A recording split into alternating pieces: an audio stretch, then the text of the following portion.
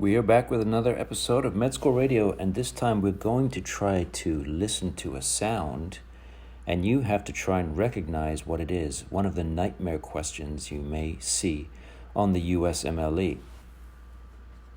So we have a patient who is older, and this person has trouble with controlling their hypertension, and we're going to listen to a sound, and you have to tell me what this sound indicates. Let's try to listen to the sound.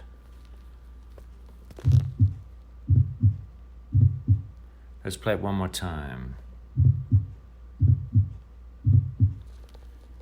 And if you're like me, you will have no idea what this sound is.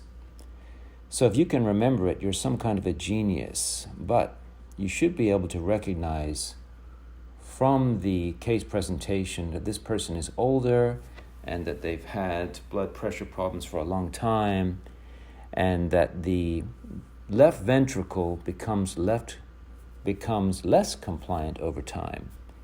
And so you should be able to guess that this is a left ventricular hypertrophy. This is the sound, and you would hear this sound when you are listening over the apex of the heart. So thanks for listening. That was a quick one.